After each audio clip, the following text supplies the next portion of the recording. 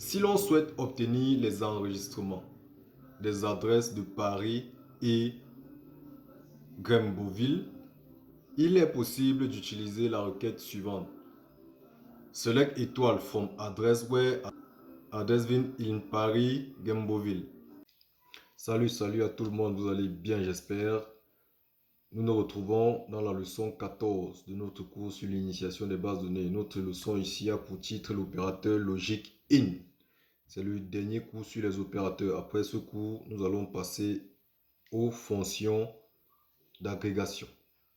Donc à partir de la leçon 15, on va voir les fonctions d'agrégation. Ok, avant de commencer, je vous donne le plan. Allons-y. Introduction, syntaxe basique, exemple. Vous avez déjà l'habitude. Avant de commencer, je vais vous demander de faire trois petites choses. Appuyez sur le bouton s'abonner, activer la cloche de notification, liker, partager et commenter à la fin. Si, bon, là, on prend le générique et on revient.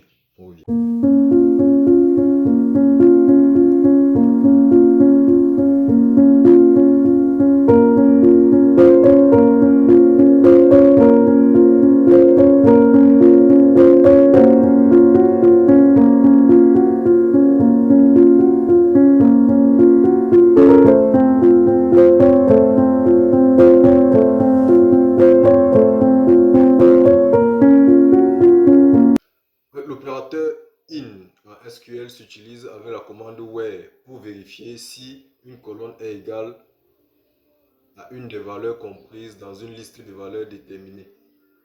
C'est une méthode simple pour vérifier si une colonne est égale à une valeur ou une autre valeur. Et ainsi de suite, sans avoir à utiliser de multiples fois l'opérateur OR.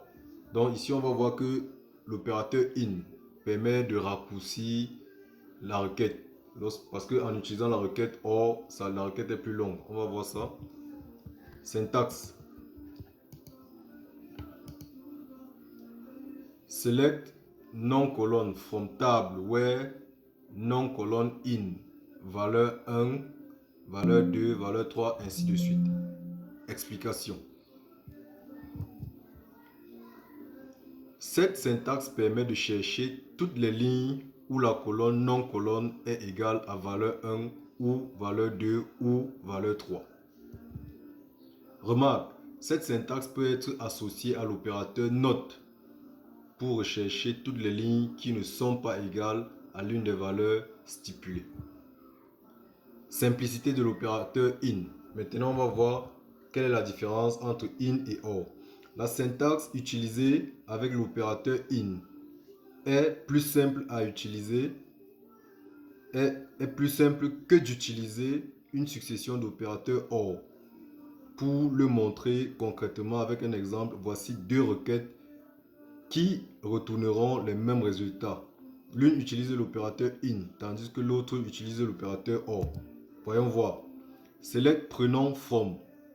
Utilisateur where prénom égale Maurice or prénom égale Marie or prénom égale Timothée. Maintenant avec IN, regardez comment la requête devient simple. On dit select prénom from utilisateur where prénom IN Maurice, Marie, Timothée. Simple. Donc vous voyez que avec le IN, ça permet de raccourcir l'utilisation de OR lorsqu'il y a plusieurs valeurs possibles. Là, exemple. Imaginons une table adresse qui contient une liste d'adresses associées à des utilisateurs d'une application. On a donc cette table-là. Si l'on souhaite obtenir les enregistrements des adresses de Paris et Grembouville, il est possible d'utiliser la requête suivante. Select étoile from address where address in Paris, Grembouville. Donc, on va sélectionner dans les adresses qui contiennent Paris ou Grembouville. On a donc ces résultats-là. Donc, vous voyez que IN est très important pour effectuer une recherche avec plusieurs valeurs possibles. C'est tout ce que j'avais à vous montrer aujourd'hui. Je vais vous revenir dans les prochains jours avec une série de vidéos encore où nous allons parler uniquement des fonctions d'agrégation. Nous allons voir la fonction somme, la fonction moyenne, la fonction min, max et la fonction count. Ok, portez-vous bien. N'hésitez pas à mettre le pays depuis lequel vous me suivez pour que je sache quelle est la portée de la chaîne. Ciao.